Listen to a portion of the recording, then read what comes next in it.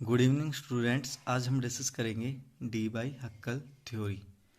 जो last lecture था उसमें हमने डिस्कस किया था आर्रहनेस थ्योरी ऑफ आयनाइजेशन और ओसवाल्ड डाइल्यूशन लॉ। ठीक है, तो उसमें एक लिमिटेशन आई थी ओसवाल्ड डाइल्यूशन लॉ में कि वो स्ट्रॉन्ग इलेक्ट्रोलाइट के लिए एप्लीकेबल नहीं था। तो जो डी बाई और हक्कल थे, दो साइंटिस्ट थे, उन्होंने 1923 में एक थ्योरी लाई थी और उसके बाद 1926 में ओनसागर ने, तीनों ने मिलके एक न्यू थ्योरी बनाई थी स्ट्रॉन्ग इलेक्ट्रोलाइट के लिए। ठीक है, वो हम पढ़ेंगे अब। ठीक है, तो उसके कुछ पोस्टुलेट थे डी बाई हक्कल थ्योरी के, और उसके बाद ओनसागर ने एक इक्वेशन दी थी। तो सबसे पहले जो पोस्टुलेट है वो ये है, the strong electrolyte is completely ionise at all dilution. ठीक है, इसका मतलब क्या हुआ? मान लेते हैं कि हमारे पास NaCl है। ठीक है, मान लो हमने 10 ml वाटर ले लिया। ठीक है, तो 10 ml वाटर में NaCl डाल लेंगे तो कंप्लीटली डिसोसिएट हो जाएगा 10 ml में भी, क्योंकि वो तो एक स्ट्रॉन्ग इलेक्ट्रोलाइट है। अब यदि उसी को हम 20 ml में डाल दें, मान ले अभी इतने ही NaCl इलेक्ट्रोलाइट को 20 ml NaCl में डाल दे, तब भी वो कम्प्लीटली डिसोसिएट हो जाएगा।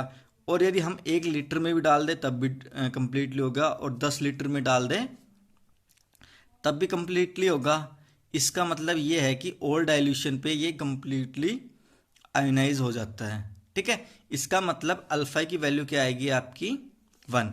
हमने लास्ट जो थ्योरी थी उसमें बता दिया था कि अल्फा क्या होता है, जितने मॉलिक्यूल्स आयोनाइज्ड होंगे अपॉन में टोटल नंबर ऑफ मॉलिक्यूल्स। मान लो हमने 100 मॉलिक्यूल्स किसके लिए, NaCl के। ठीक है, और जब हम इसको 10 ml वाटर में डाल देंगे 20 या 30 या 1 लीटर या 2 लीटर या 10 लीटर में, तो 100 के 100 मॉलिक्यूल्स डिसोशिएट हो जाएंगे। ठीक है, तो कितने डिसोशिएट है, 100 अपॉन में टोटल कितने थे 100, तो अल्फा की वैल्यू क्या आ गई 1। तो ऑल डाइल्यूशन पे स्ट्रॉन्ग इलेक्ट्रोलाइट के लिए अल्फा की वैल्यू 1 आएगी। ठीक है, इसकी जो सेकेंड एजेप्शन थी वो ये थी, the force acting between the ions are electro governs by Coulomb's law. ठीक है, इसका मतलब ये कह रहा है जो फोर्स होगा आयंस के बीच में, मान लो Na प्लस और Cl नेगेटिव में टूटा है, तो इनके बीच में जो फोर्स होगा वो आपका कूलम्बिक फोर्स होगा।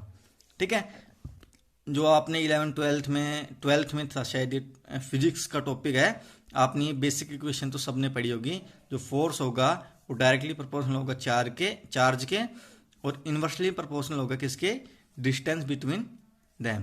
ठीक है, उसके स्क्वायर के। ये आपने बेसिकली ये इक्वेशन आपने 12th में बहुत पढ़ी होगी। ठीक है, और यहाँ पे कांस्टेंट आ जाएगा K। ठीक है, तो जो ये जो आयंस है इसी फोर्स को, कूलम्ब फोर्स को फॉलो करेंगे, और यही फॉर्मूला उन पे अप्लाई होगा। जो इसका थर्ड पोस्टुलेट है वो ये है कि the each ion is surrounded by oppositely charge ion in spherical manner. The spherical hedge of opposite charge is called ionic atmosphere. ठीक है, मान लो आपका पॉजिटिव ये आयंस ले लिया, मान लो Na पॉजिटिव ले लिया। ठीक है, यहाँ पे तो जो Na पॉजिटिव होगा ये negative negative negative negative negative oppositely charge ion से सराउंडेड होगा। ठीक है, मान लो Na पॉजिटिव है तो उसके चारों तरफ क्या होंगे, Cl negative Cl negative Cl negative Cl negative Cl negative चारों तरफ। ठीक है, क्योंकि आपको पता है पॉजिटिव और नेगेटिव अट्रैक्ट करते हैं, तो इस पॉजिटिव के चारों तरफ नेगेटिव होंगे। ठीक है, और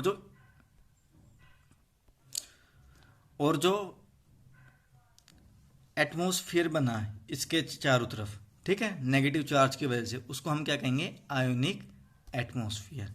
ये सेंट्रल चार्ज हो गया। ठीक है, और ये आपका आयनिक एटमॉस्फेयर।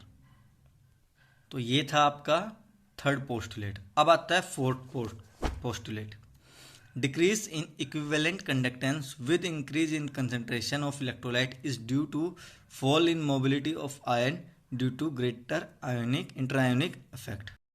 जैसे इसमें देखते हैं, मान लो एक बीकर है, उसमें 2 कैटायन है और 2 एनायन है। ठीक है, और एक बीकर में मान लो 4 कैटायन है 4 ही है ना n है, ठीक है।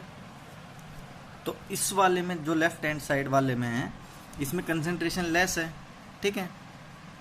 इसमें कंसंट्रेशन क्या है, ज़्यादा है, क्योंकि छोटे सरफेस एरिया में ज़्यादा मॉलिक्यूल है, ठीक है। तो इसमें कंसंट्रेशन ज़्यादा होने की वजह से जो इनकी मोबिलिटी है, ठीक है, इनकी मोबिलिटी ज़्यादा होगी क्योंकि इनके पास ज़्यादा फ्री स्पेस है, पर इनके पास मूव करने के लिए फ्री स्पेस बहुत कम है। ये उतने ही सरफेस एरिया में 4 मॉलिक्यूल है और ये उतने ही सरफेस एरिया में 8 मॉलिक्यूल है, ठीक है। मान लेते हैं हम यहाँ पे कैथोड और एनोड लगाते हैं, ठीक है, दोनों साइड। तो मान लो यदि कैथोड एनोड लगाया तो मान लो ये पॉजिटिव साइड है और ये नेगेटिव साइड है, ठीक है। तो जो नेगेटिव चार्ज होगा सॉल्यूशन में वो पॉजिटिव की साइड भागेगा और जो पॉजिटिव चार्ज होगा वो नेगेटिव की साइड भागेगा, ठीक है। पर यहाँ पे कंसंट्रेशन कम है, ठीक है, तो इनके पास फ्री स्पेस होगा बहुत ज़्यादा, तो ये ईजिली मूव कर पाएंगे। पॉजिटिव नेगेटिव की साइड भाग जाएगा, नेगेटिव पॉजिटिव की साइड भाग जाएगा, ठीक है। तो मोबिलिटी क्या होगी, ज़्यादा। पर यहाँ पे देखिए, यहाँ पे मॉलिक्यूल ज़्यादा हैं, तो यहाँ मान लो हम यहाँ पे पॉजिटिव लगा देते हैं, यहाँ पे नेगेटिव इलेक्ट्रोड, ठीक है। तो नेगेटिव पॉजिटिव की साइड भागेगा, पॉजिटिव नेगेटिव की साइड। पर यहाँ पे कंसंट्रेशन ज़्यादा है तो इनकी धक्का मुक्की होगी, तो इनका जो मोबिलिटी हो जाएगी वो क्या हो जाएगी, बहुत कम, ठीक है। तो उसकी वजह से क्या होगा, मोबिलिटी कम है तो इसकी वजह से क्या होगा, इक्विवेलेंट कंडक्टेंस भी आपकी क्या आएगी, बहुत कम, ठीक है। ये था आपका 4th पोस्टुलेट।